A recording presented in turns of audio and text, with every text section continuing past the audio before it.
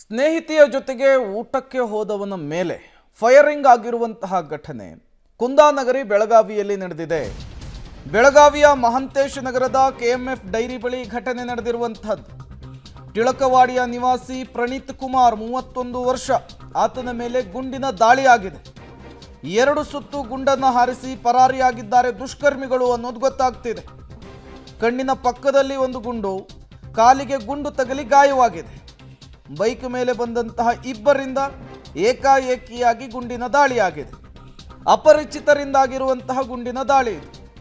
ಯಾಕೆ ಗುಂಡಿನ ದಾಳಿ ಮಾಡಿದ್ರು, ಎಷ್ಟು ದಿನದಿಂದ ಪ್ಲಾನ್ ಮಾಡಿದ್ರು, ಯಾವ ಕಾರಣಕ್ಕಾಗಿರೋದು ಎಲ್ಲವೂ ಕೂಡ ಈಗ ಪೊಲೀಸರ ಮುಂದಿರುವಂತಹ ಪ್ರಶ್ನೆಗಳು.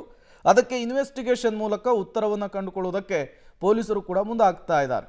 ಸದ್ಯಕ್ಕೆ ಗುಂಡಿನ ದಾಳಿಗೊಳಗಾಗಿರುವಂತಹ ವ್ಯಕ್ತಿಯನ್ನು ಆಸ್ಪತ್ರೆಗೆ ಶಿಫ್ಟ್ ಮಾಡಲಾಗಿದೆ, ಚಿಕಿತ್ಸೆಯನ್ನು ಕೊಡಿಸಲಾಗ್ತಾ ಇದೆ. फायरिंग हो गया, बड़ा पाव इंजर है, बुलेट मेरे खीसे में है और क्या बोलूँ सर, मरने के आदमी को नहीं सारा देना चाहिए। नहीं नाम वगैरह काटता नहीं सर, मैं जीप लेके गया था मेरा, वो उनका मेरे को मालूम नहीं, वो मालूम है बोल नहीं सकता सर। 2 जेंट्स 2 लेडीज, तो गोली मेरे पास है और किधर उड़ा है पता नहीं सर। ನನ್ನ ಕಜಿನ್ ಬ್ರದರ್ ಅಂತೇಳಿ ಪ್ರಣೀತ್, ಅವ್ನಿಗೆ ವೈಯಕ್ತಿಕ ವಿಷಯದಾಗ ಏನಾಯಿತು ನಮ್ಗೇನು ಗೊತ್ತಿಲ್ಲ ರೀ. ಬಟ್ ಅವ್ನು ಫೈರಿಂಗ್ ಮಾಡಿದ್ದಾರೆ. ಅದ್ರ ಬಗ್ಗೆ ನಮ್ಮ ಮಾಹಿತಿ ಬಂದಿದ್ದ 8:30 ಸುಮಾರು ಫೋನ್ ಮಾಡಿ ಹೇಳಿದ್ರು ಈ ಥರ ಹಿಂಗೆ ಆಗಿದೆ ಅಂತೇಳಿ. ನಮಗೊಬ್ಬ ಇಬ್ಬರ ಮಂದಿ ಮ್ಯಾಗ ಡೌಟ್ ಇದೆ.